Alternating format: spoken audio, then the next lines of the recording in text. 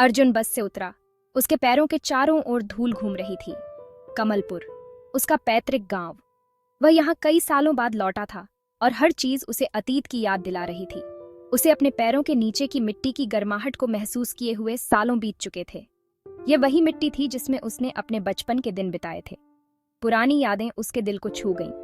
वह अपने दोस्तों के साथ खेले गए खेलों और गांव की गलियों में बिताए गए समय को याद करने लगा। गोबर और गेंदे की गंध ने उसकी इंद्रियों को भर दिया। उनकी पहचान में एक अजीब सी रिलीफ थी। ये वही गंध थी जो उसे हमेशा अपने घर की याद दिलाती थी। वह मुस्कुराया। बचपन की गर्मियों की याद ताजा हो गई, जब वह विशाल तारों से जड़े आकाश के नीचे जुगनू का पीछा करता था।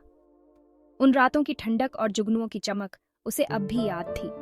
गांव अब छोटा लग रहा था। घर पास पास थे। उनकी फीकी पड़ चुकी रंगाई समय बीतने की कहानियां सुना रही थी। हर घर में एक कहानी छुपी हुई थी, जो समय के साथ धुंधली हो गई थी। वो अपने पैतृक घर की ओर चल पड़ा, जो गांव के किनारे पर एक विशाल हवेली थी। ये वही घर था जहां उसने अपने जीवन के सबसे महत्वपूर्ण पल बिताए थे। इसकी कभी चमकदार नीली दीवारें उम्र के साथ फीकी पड़ गई थीं और लकड़ी का अलंकृत दरवाजा एक दर्दनाक स्वागत की तरह चीख रहा था। ये दरवाजा अब भी अपने पुराने दिनों की कहानियां बयां कर रहा था। जैसे ही उसने अंदर कदम रखा, उपेक्षा और यादों का मिश्रण, एक पुरानी गंध ने उसका स्वागत किया। ये गंध उसे अपने बचपन के दिनों की याद दिला रही थी। उसने धूल भरे फर्नीचर पर हाथ फेरा। हर टुकड़ा एक ऐसे अतीत का अवशेष था जिसे वह मुश्किल से याद कर पाता था। यह फर्नीचर अब भी अपने पुराने दिनों की कहानियां सुना रहा था। उसके पिता की पुरानी कुर्सी खिड़की के पास रखी थी, जो परछाइयों में डूबी हुई थी। ये वही कुर्सी थी जिस पर उसके पिता बैठकर अखबार पढ़ते थे। अर्जुन लगभग अपने पिता को वहां बैठे हुए, हाथ में अखबार लिए, उनकी हंसी घर में गूंजती हुई देख सकता था। ये दृश्य उसे अपने पिता की याद दिला रहा था। उसकी माँ का चमेली का पौधा अभी भी बरामदे में लगा हुआ था। उसकी खुशबू उसके कोमल स्पर्श की याद दिलाती थी। ये पौधा अब भी उसकी माँ की उपस्थिति का एहसास दिला रहा था। उसने शाम को सामान खोलने में बिताया। हर सामान उसे उसके अतीत की यादों से जोड़ रहा था। हर वस्तु में एक कहानी छुपी हुई थी जो उसे अपने बचपन की याद दिला रही थी। जैसे ही शाम ढली, आकाश को नारंगी और बैंगनी रंग में रंग दिया, अर्जुन के दिल में एक अजीब सी बेचैनी रेंगने लगी। ये रंग उसे अपने जीवन के उन पलों की याद दिला रहे थे जो अब सिर्फ यादें बनकर रह गए थे। घर का सन्नाटा सिर्फ सरसराते पत्तों और कुत्तों के भौंकने की आवाज से टूट रहा था। वे आवाजें जो सुकून देने वाली होनी चाहिए थीं, लेकिन अजीब तरह से अशुभ लग रही थीं। यह सन्नाटा उसे अपने अतीत की याद दिला रहा था, जो अब सिर्फ एक सपना बनकर रह गया था। अगली सुबह एक पुरातन आह्वान से खींचा गया, अर्जुन खुद को गांव के किनारे पर पौराणिक कमल तालाब के सामने खड़ा पाया। यह तालाब उसकी यादों में बसे तालाब से कहीं अधिक रहस्यमयी और आकर्षक था। यह उसकी याद से छोटा था, लेकिन इसकी सतह गुलाबी और सफेद फूलों से ढकी हुई थी, जो एक अद्भुत दृश्य प्रस्तुत कर रही थी। तालाब की सुंदरता ने उसे मंत्रमुग्ध कर दिया। हवा में कमल की मीठी और अजीब सी गंध भरी हुई थी, जो उसकी इंद्रियों को भिगो रही थी। ये सुगंध उसे एक अलग ही दुनिया में ले जा रही थी। उसने देखा, गांव वाले तालाब से दूर ही रहे। उनके चेहरे पर डर और शक की भावना स्पष्ट रूप से दिखाई दे रही थी।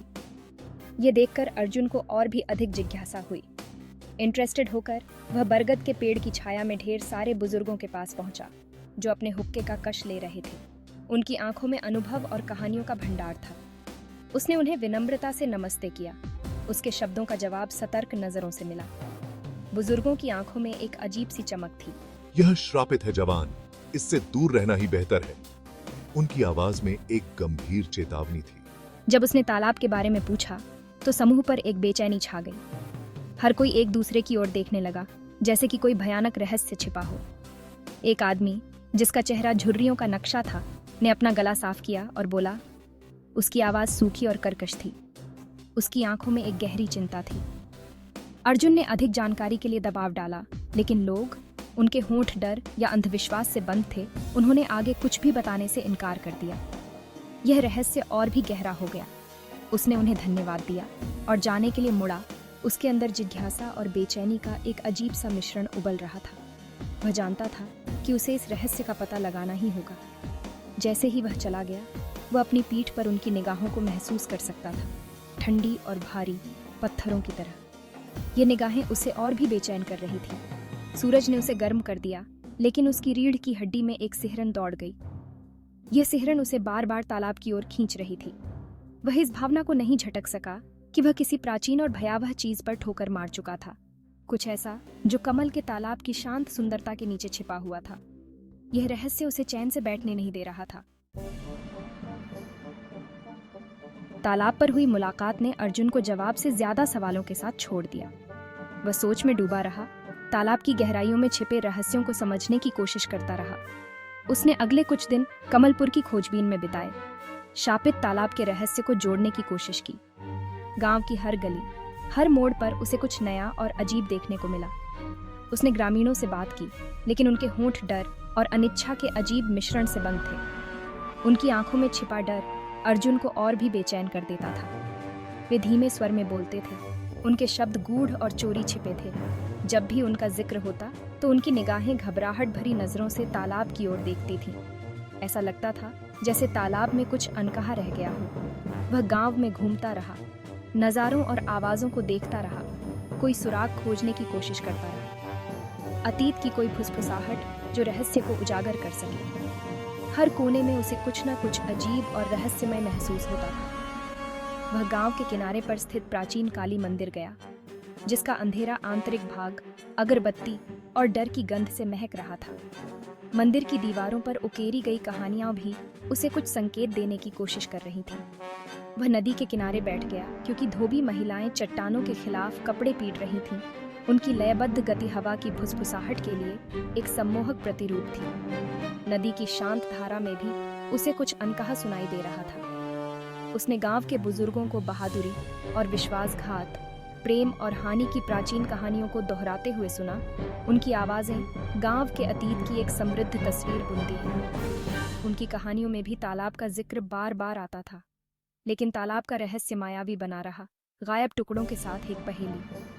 अर्जुन जितना सोचता उतना ही उलझता जाता। उसने जितना अधिक सीखा उतना ही उसे लगा कि वह कम समझता है। हर नई जानकारी उसे और भी उलझन में डाल देती थी। ग्रामीणों का डर स्पष्ट था, उनकी चुप्पी बहरी थी। उनकी आंखों में छिपा डर अर्जुन को और भी बेचैन कर देता था। उसने बेचैनी की बढ़ती भावना को महसूस किया। उसकी गर्दन के पिछले हिस्से में एक चुभन हुई, जैसे कोई उसे देख रहा हो। उसे हर वक्त ऐसा लगता था जैसे कोई उसकी हर हरकत पर नजर रख रहा हो। उसने कमलपुर लौटने के अपने फैसले पर सवाल उठाना शुरू कर दिया। क्या वह सही कर रहा था, या फिर किसी बड़ी मुसीबत में फंसने वाला था? क्या वो परछाइयों का पीछा कर रहा था, या इस रमणीय गांव की सतह के नीचे वास्तव में कुछ भयावह छिपा था? हर सवाल के साथ उसकी उलझन और बढ़ती जा रही थी।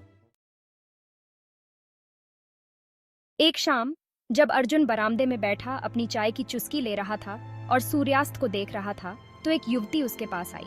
मैं तुम्हें कुछ देर से देख रही हूँ। मेरा नाम माया है। मुझे लगता है कि अब समय आ गया है कि आप कमलपुर के श्राप के बारे में सच्चाई जान लें। उसका नाम माया था और वह गांव की स्कूल टीचर थी। उसकी आंखें बुद्धिमत्ता और गहरे डर दोनों को दर्शाती थीं। उसने एक समय की बात कही, पीढ़ियों पहले, जब गांव पर एक क्रूर ठाकुर का शासन था। उसका दिल लालच और वासना से काला था। कमल तालाब कभी एक पवित्र उपवन था, पूजा और शांति का स्थान था। लेकिन ठाकुर ने अपनी इच्छाओं से अंधे होकर पवित्र वन को अपवित्र कर दिया। उसने अपवित्रीकरण का एक अकथनीय कार्य किया। उसके कर्मों ने देवताओं को क्रोधित कर दिया और कमलपुर पर एक भयानक श्राप आ गया। कमल का तालाब, जो कभी पवित्रता और समृद्धि का प्रतीक था, भय का स्रोत बन गया। जो भी ग्रामीण इसके पानी को छूने या इसके फूल तोड़ने की हिम्मत करता था, उसका सामना एक भयानक भाग्य से होता था। पीढ़ियों ने अभिशाप के प्रकोप को देखा था। उनका जीवन त्रासदी और क्षति से छू गया था। मेरे अपने दादाजी का अंत तालाब के किनारे पर हुआ था। उनका शरीर क्षत विक्षत अवस्था में मिला था। उनका चेहरा दहशत के नकाब में जम गया था। माया ने स्वीकार किया कि उसके अपने दादाजी का अंत तालाब के किनारे पर हुआ था। उनका शरीर क्षत विक्षत अवस्था में मिला था। उनका चेहरा दहशत के नकाब में जम गया था।